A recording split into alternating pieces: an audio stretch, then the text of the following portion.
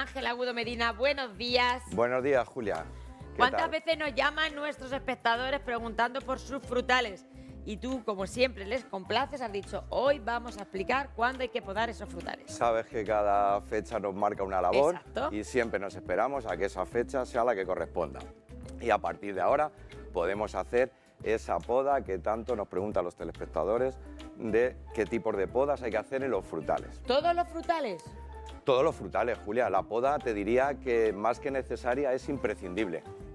Ahora hablaremos de esos tipos de poda, pero es imprescindible. Pues hablando de frutales, el otro día me llamaba la atención, qué pena que no le pidiera una foto, una amiga que vive en Madrid que tenía una terraza y una plantita con un limonero, con unos limones, y digo, pero ¿cómo puede ser que en Madrid, que hace frío, en una terraza como tipo ático, que le crecieran esos limones? Julia, y naranjas? Me enseñó dos sí, frutales. pero ¿sabes qué pasa? Que también los cítricos al final se van adaptando y también es verdad que se van adquiriendo variedades que sean más resistentes y patrones que están buenísimos de injertos que sean más resistentes al frío, con lo cual cada vez vamos viendo más cítricos. También es verdad que el clima acompaña a que cada vez los inviernos sean menos duros y esos cítricos puedan vivir mejor. Sí, pero al final llevamos 15 días de totalmente de frío, tienes razón. Bueno, pues vamos a podar, si te Ángel. parece, vamos a explicar, Julia. Sí. Vamos a distinguir 4 tipos de poda. Poda de formación, poda de limpieza, poda de fructificación y poda de renovación o regeneración del árbol. Nos vamos a centrar, Julia, ahora explicamos todas, pero nos vamos a centrar más en la deformación. La deformación es cuando nosotros adquirimos nuestro frutal, en este caso, que muchas veces en producción viene muy formado, pero debemos deformar esa estructura durante los 3-4 primeros años. Es muy importante y necesaria esta poda de formación porque van a ser los cimientos de nuestro futuro árbol. Es decir, vamos a formar esa estructura que sea sólida para que luego pueda soportar el peso del fruto y las condiciones desfavorables como vientos, etc. A partir de esa poda vamos a hacer siguientes la poda de fructificación y la poda de limpieza.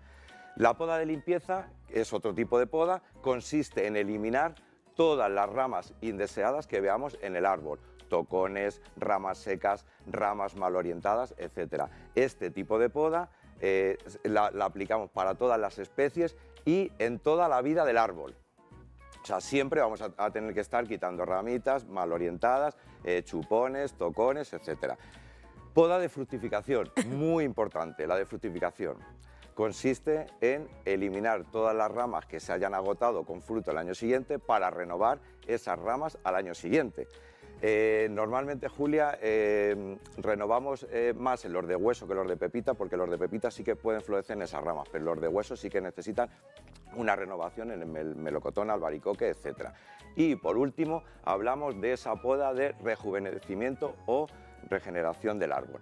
Es decir, ese tipo de poda la hacemos cuando el árbol, por edad, llega a una producción, merma la producción y debemos de hacer o un terciado de ramas, o un recepado, o una renovación por injerto, etc. Normalmente este tipo de poda de regeneración la hacemos en frutales como por ejemplo manzano, peral, membrillo, olivo, etc. En melocotón, por ejemplo, no interesa porque el melocotón entra fácilmente en producción, con lo cual podemos incluso plantar uno nuevo y rápidamente entra en producción. Solo lo hacemos en membrillo, peral, manzano, olivo, etc. Vale. Es muy importante también hacer eso, Julia, porque hay veces que nuestro árbol llega a una edad que no podemos hacer nada y tenemos que motivarle de alguna forma. Exacto. Haciendo esa poda de rejuvenecimiento o regeneración del árbol. Está muy bien, ojalá y nos pudiéramos podar nosotros. Sí, claro, eso. Bueno, pudiésemos renovar ahí, cortar. Bueno, también ahí hay cositas, y volver a crecer. Oye, voy a recordar el teléfono, Ángel, 925 28 87 91 o 660 37 39 30, si ustedes prefieren mandarnos un WhatsApp o incluso mandarnos una foto de su frutal recién podado, que yo sé que algunos son ustedes muy aventajados y ya habrán podado, para ver si está bien hecha esa poda. Que Julia, revise aquí nuestro Ángel. Importante, ¿por qué hacemos la poda ahora y no la hacemos, por ejemplo, la poda más desfavorable? Estaríamos hablando de la poda que hacemos a últimos de otoño o principios de invierno. ¿Por qué? Porque dejamos todos los cortes al descubierto durante todo el invierno. A mí me gusta hacerlo ahora porque me gusta hacerlo cuando va engordando la savia ascendente, va engordando las yemas. Vemos que ya vemos algunas yemitas gordas ahí, Sí, que es podemos verdad. ver que hay unas como más redonditas, que son las yemas de flor, y otras que son más puntiagudas, que son las yemas de hoja. Cuando vemos ese engorde de las yemas, porque la savia ascendente ¿Esta, va por bajando, ejemplo? ahí podemos hablar de una de flor, Una porque de es más flor. redondita. Exactamente. Cuando vemos ¿Y las una de hoja más son esta, por ejemplo, que tenemos aquí una ahí hojita? está, las que tienen más puntita son más de Ya hoja. tenemos la de hojita. Es importante hacer ese equilibrio, Julia, de las ramas para conseguir una copa bien aireada, que luego puedan entrar bien los productos fitosanitarios, que entre bien la luz, que esté bien aireada. Si te O sea, que la poda es mucho más importante de lo que nos pensamos. si te parece, mira, tenemos aquí un ciruelo, si te Sí. parece, vamos a hacer un ejemplo. un pequeño ejemplo. Sí, Mira, para que Julia, ustedes lo vean en su casa. si te parece, mira, ¿qué rama está? Tenemos dos ramas muy juntas que debemos de eliminar una. Pero ¿Y cuál eliminamos? si queremos hacer, Yo ahí no si sabría. queremos hacer que nuestra copa esté más aireada, lógicamente tenemos que cortar esta ramita de aquí. Siempre con tocones, no dejando mucho tocón y eliminando. Vemos como aquí ya esta la dejamos libre. La dejamos ¿vale? libre y entra ¿Qué luz. pasa con estas dos? Pues nos pasa lo mismo. Tenemos estas dos ramitas para airear, que esta rama no se nos junte, hacemos esto, Julia. ¿Nos Mira. cargamos la grande? Ahí, mira. Vamos haciendo esto. Mira, muy importante también. Vemos estas dos, que son muy paralelas. Claro, y es que a mucha gente, es verdad, me lo está diciendo el director y yo también opino lo mismo, que te da como pena. Nada, Julia, nada. La poda es una labor más. En el frutal, sobre todo, si cabe, porque tenemos que hacer una poda para que fructifique, una poda para formarle, una poda de limpieza. Tenemos que eliminarle ramas. O sea, hay que seguir eliminando en este. Más que necesaria, es imprescindible. Mira, vemos aquí estas dos ramas. Siempre hay que eliminar las ramas que nos tiran muy verticales para arriba y que se nos van a juntar. Porque O sea, se las nos- que crecen así se- como para arriba, para se- arriba, para arriba. Claro, se nos van a juntar. A mí me gusta dejar como 3, 4 patitas, ¿vale? En forma de vaso, que es la forma que vemos más comúnmente. viñas también se hace lo más mismo. comúnmente en los árboles que se presentan Sí, en los pero que, centros a de que la viña jardinería. también se deja así Sí. también, en tres. Hay muchos tipos de poda, porque luego ya en producción, si hablamos ya de frutales en producción, ya podemos aplicar otro tipo de podas que no sea, o otro tipo de formaciones que no sea, por ejemplo, la de vaso, pero la más común es la de vaso. Vemos estas dos ramitas, Julia, mira, hacemos esto y eliminamos esta, ¿vale? Y has visto que la copa Ahí ya... estaría perfectamente has podado. visto que la copa ya está El más, ciruelo. más aireada. Sí, es Hay que verdad. recordar, Julia, que también cuando hacemos el pinzado vemos que la yema final, la yema más superior, es la que más crece, más engorda. Si hacemos un pinzado y cortamos por arriba, activamos todas las yemas que quedan por atrás. Con lo cual, ahí con esta podita vemos como tenemos esta ramita de aquí, esta ramita de aquí, esta ramita de aquí y esta O sea, ya ramita de aquí. estaría podado. Estaría podado. Y cicatrizamos las heridas causadas. Eso siempre, ya hablamos en su momento, para la gente que empezase a hacer podas, supiese que es importantísimo cerrar todas esas heridas porque es un foco de entrada de patógenos. Con la pasta. Con esa pasta cicatrizante, que bien hicimos, una casera, o la podemos La que comprar. vamos a recordar cómo eran los La ingredientes. casera, Julia, hay una que me gusta mucho, que es la que más te voy a recordar, que es aloe vera. Cogemos Aloe la vera. pulpa de la aloe vera como base, Eso es. cogemos aceite de oliva, cogemos canela y cogemos ceniza. Ceniza de la estufa. Ceniza de la estufa. O de los Siempre- braseretes, siempre- unas chuletejas que han hecho este fin de semana. Siempre de madera que nos lleve restos de químicos, Eso etcétera, es. etcétera. Ceniza, aloe vera, lo cogemos, La pulpa hoja de la la aloe pelamos. ahí está, cogemos la pulpa de aloe vera, La mezclamos. nos va a ayudar a desinfectar y a cicatrizar, la ceniza también nos va a ayudar a desinfectar y a cicatrizar, la canela es Y la canela un poquito. potente fungicida Eso es. y con el aceite Bien de oliva lo que mezcladito. vamos a hacer es una mezcla más uniforme. El aceite de oliva lo que hace es uniformizar, Ahí exactamente. no damos cantidad de Julia porque vamos a ver nosotros si necesitamos. quede esa Ahí está, pastita. que quede pasta para hacerlo. la ponemos en cada una de las en yemas. en todos los cortes que hemos hecho. ¿La tapamos o se queda así? Es importante. No, tapamos todo, ¿vale? Todo alrededor, como 1 centímetro alrededor, que no nos quede nada Eso al descubierto. Siempre hay que recordar, evitar los días lluviosos y los días con mucho, hoy es mal con día. heladas. Hoy es mal Hoy es día. mal día. Hoy es mal día. Se nos van a mojar todas las yemas. Hay que esperar a que pase estos días de lluvia para Importante, poder Julia, hacerlo. que siempre lo decimos, esos cortes en forma de bisel con un 45% más o menos de inclinación, al lado siempre opuesto de la yema, Pero rama podada, siempre rama cicatrizada. siempre es rama decir. cicatrizada. Vale. Además hay que recordar, Julia, que luego si hacemos esa poda y no hacemos no utilizamos esa pasta cicatrizante, hay una enfermedad muy común en los frutales que es gomosis, que es un hongo que nos hace un sangrado el árbol como tal.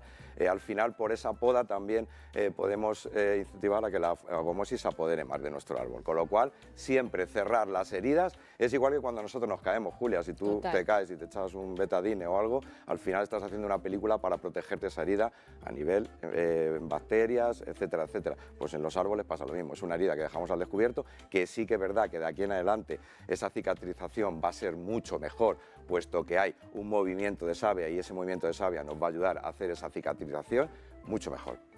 Pues perfecto, muy interesante la clase de hoy que nos has dado, me ha gustado mucho. Marisa nos llama desde Valdepeñas. Valdepeñas, nuestra amiga Marisa tiene unas palmeras muy hermosas.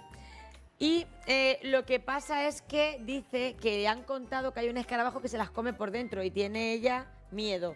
¿Puedes detectar el escarabajo y si hay un tratamiento para el mismo? Vale, Julia, ahí estamos hablando del temido picudo rojo de las palmeras. Hay que recordar que se ha cargado palmeras de 50 años, de palmeras ejemplares grandes. Síntomas que vemos, cuando veamos un decaimiento en la palmera como tal, debemos de actuar, puesto que es sensible a coger dicho picudo. Hay que recordar que a la hora de tratar el picudo, como es una plaga que está dentro del tronco de nuestra palmera, no nos sirven esos insecticidas que utilizamos de contacto, porque si utilizamos de contacto, donde damos matamos, donde no damos no matamos y no vamos a llegar nunca al problema. Siempre hay que recordar esa palabra que nos gusta mucho de insecticida sistémico. Insecticida sistémico. Vamos a ver, pero ni que cura. Foto de WhatsApp.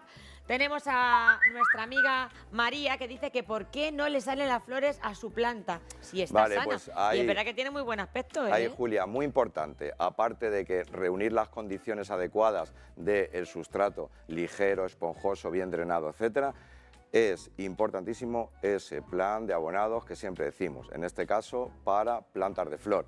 Lo que nos marca el fabricante siempre, pero si nos marca cada 15 días echar un taponcito por litro, tenemos que tener una continuidad para que nuestra planta tenga nutrientes y pueda hacer la función de florecer. Fernando nos llama desde Illescas. Él tiene unos hibiscus en el invernadero. Entonces los hibiscus los tiene muy hermosos. Y a él lo que le gustaría saber es, los tiene con flor, pero él quería reducirlos de tamaño. ¿Es posible?